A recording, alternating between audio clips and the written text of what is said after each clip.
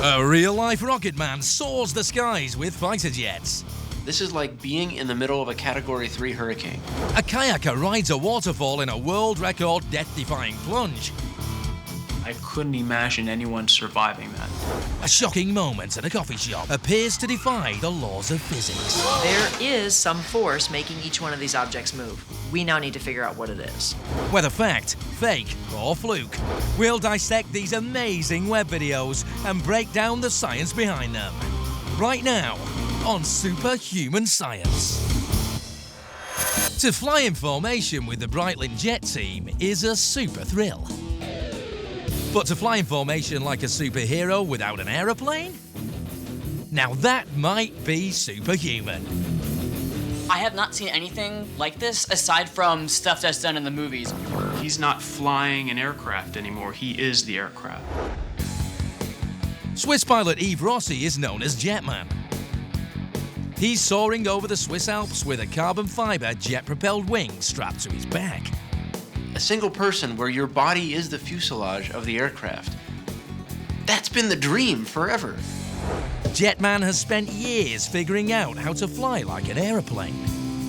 And our team knows he's the real deal. What's impressive is that this man engineered this, tinkered with it, and took it from concept all the way to design. And he's up there doing this. What makes Jetman able to fly the skies with fighter jets? It's his design. This might be the perfect integration of body and wing. It's no accident that his wings look like the wings on usual aircraft, because aerodynamically, that's what's going to make him be able to slice through the air and give him the lift just like other planes have. Under his wing, he's attached 4 compact jet engines. He's operating with 225 newtons of thrust per each one. He has to have a bunch of jet engines that are big enough that they can keep the human being off the ground, but not so big that they themselves are heavy.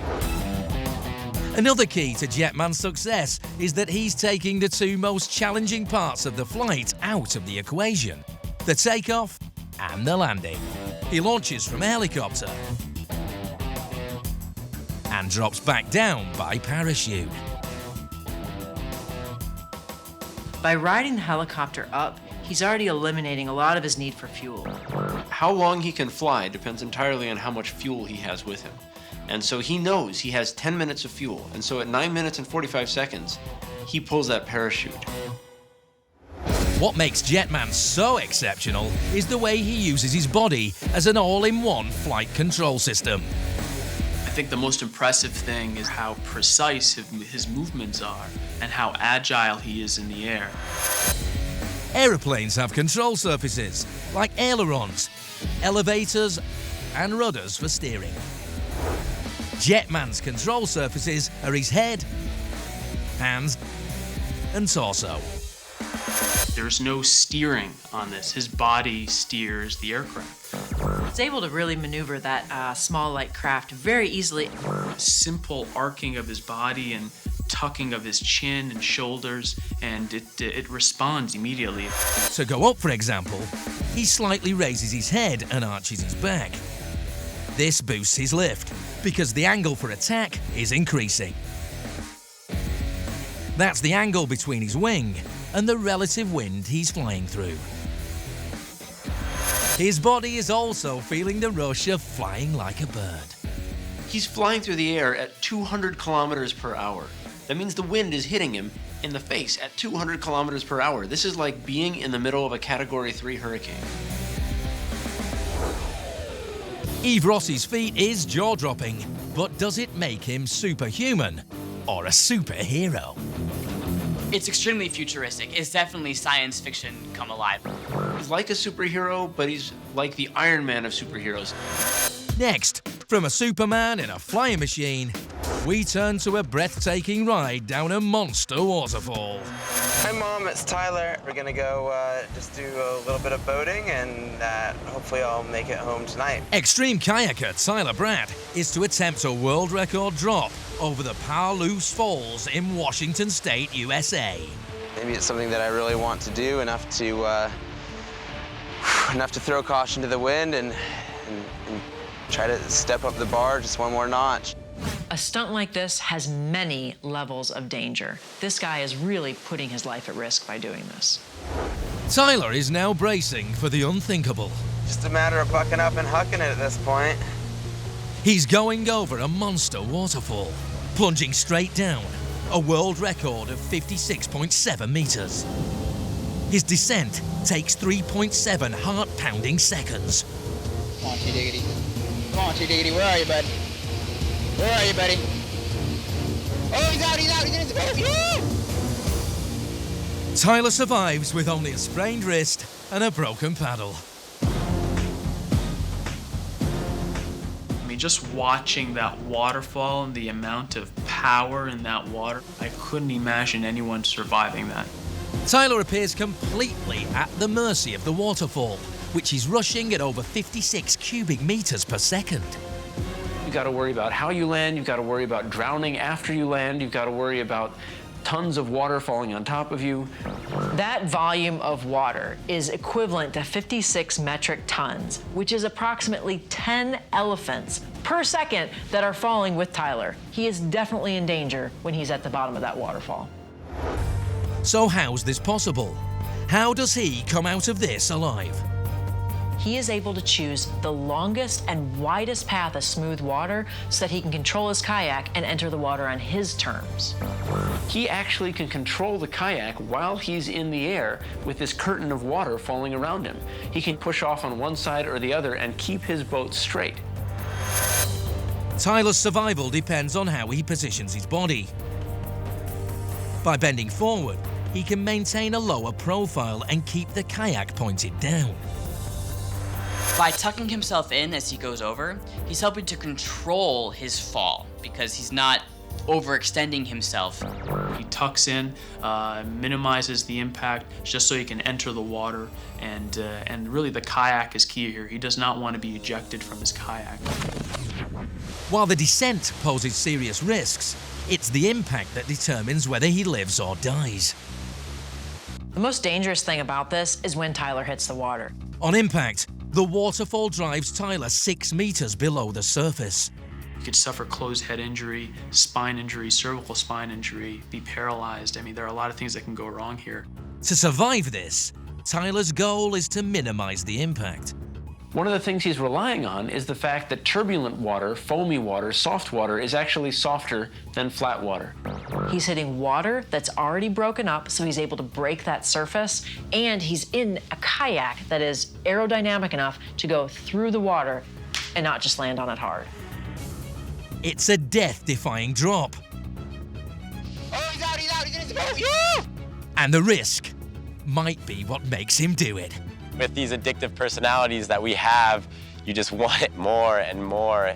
You just want to keep going taller, bigger, scarier, harder, and you kind of crave that feeling and that kind of fear. But is this adrenaline junkie superhuman?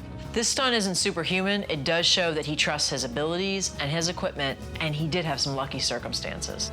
This is an amazing example of man versus nature. From one free fall to another. Up next, a daring dive where one wrong move spells death. Just get away from me! And still to come, a head-turning event that makes it hard to believe your eyes. And a man with an iron gut stomachs a meal of glass and nails that's to die for.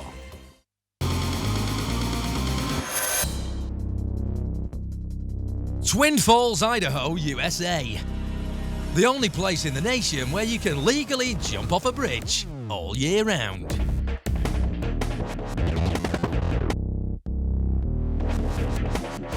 Throwing yourself off a bridge, no matter what, is insane.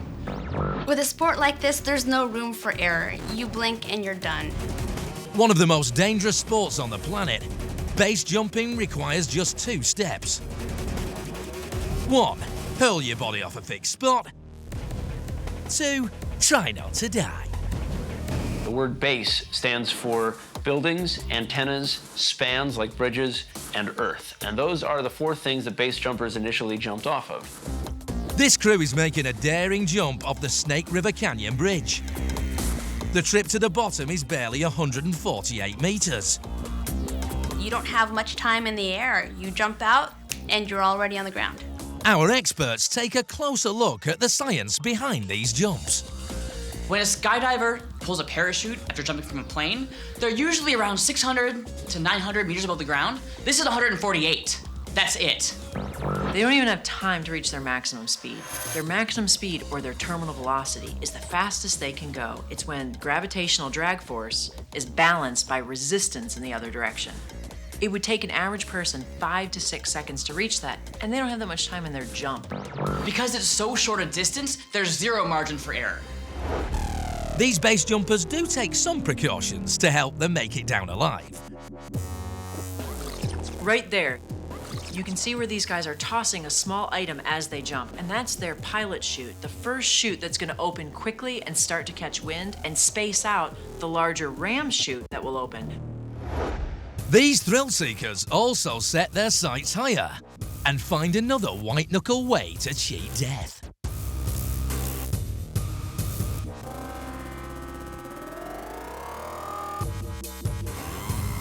A grasp of velocity, momentum, timing, and aerodynamics all come into play.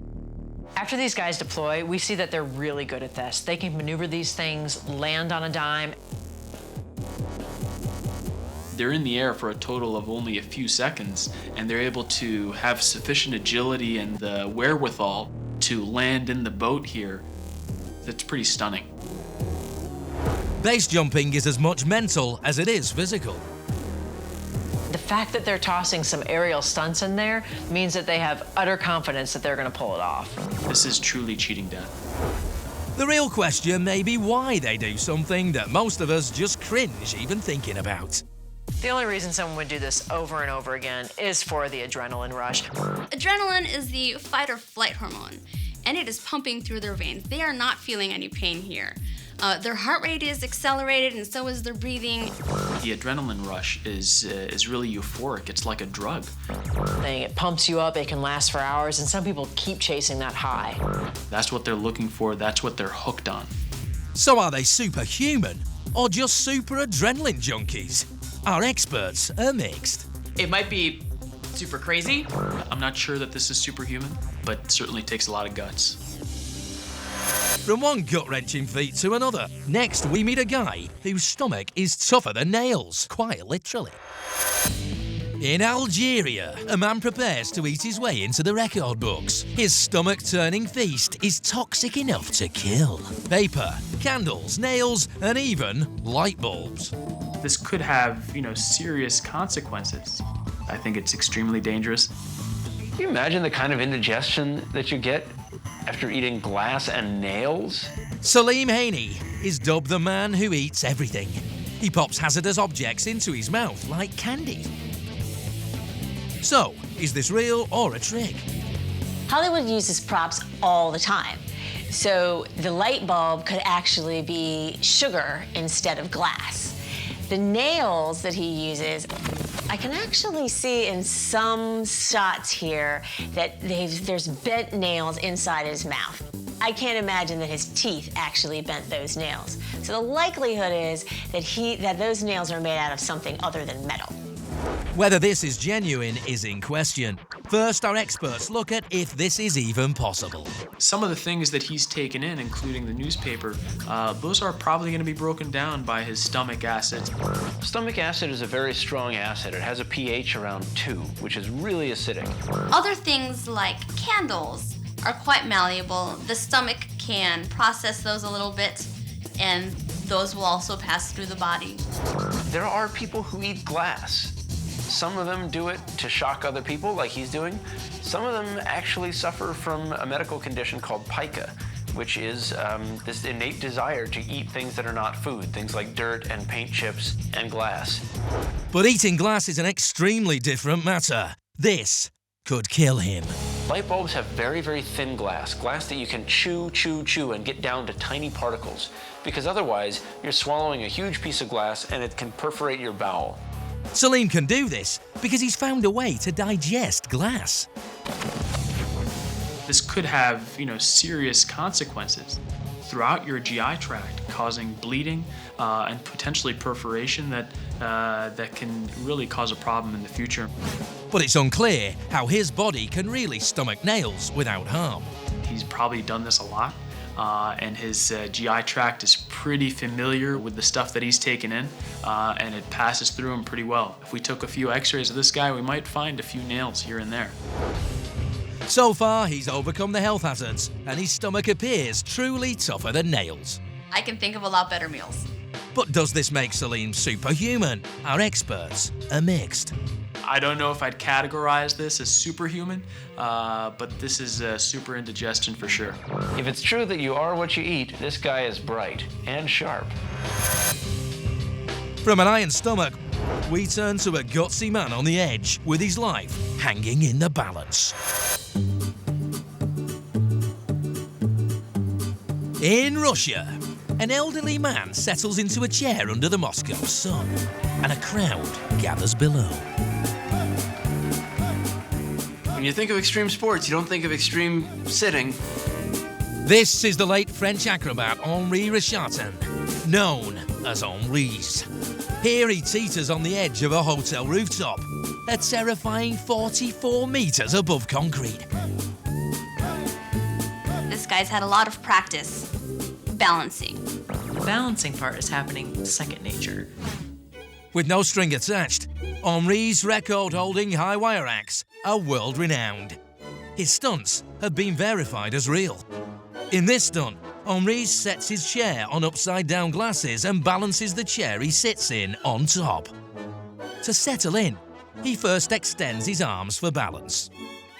By doing that, you actually change very subtly the actual center of mass of your body. And what he's doing is increasing the moment of inertia, making it harder for him to fall over. There's even a strategy to his adjustments as he sways on the edge of a rooftop 17 stories high. You can see in this part of the video where he's reaching back to the top of the second chair to steady himself. It's a lot easier to keep himself safe if he's just worried about falling backwards as opposed to falling forwards. But there is some biology to his balance act too.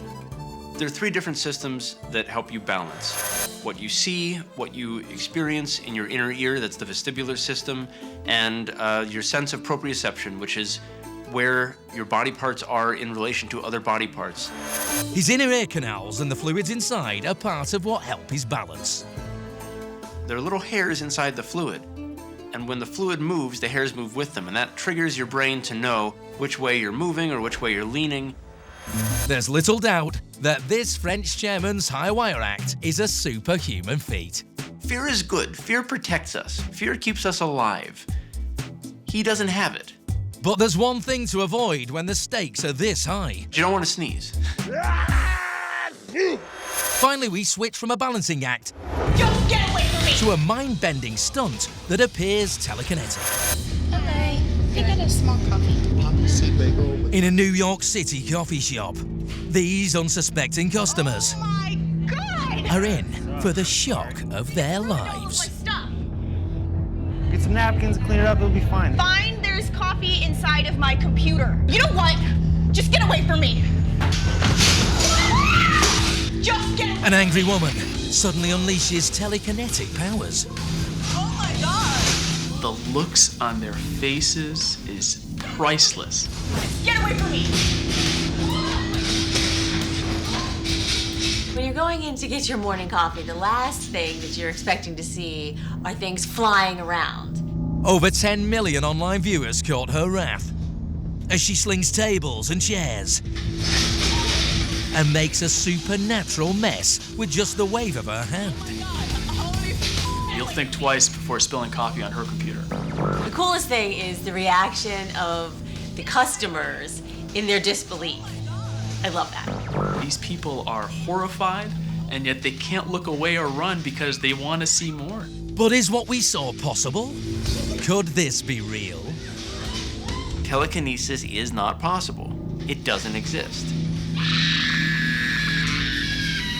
Our experts aren't buying it. Telekinesis is the idea that you are putting out some sort of force that's moving an object, but that's much more like a Jedi force rather than a physics force.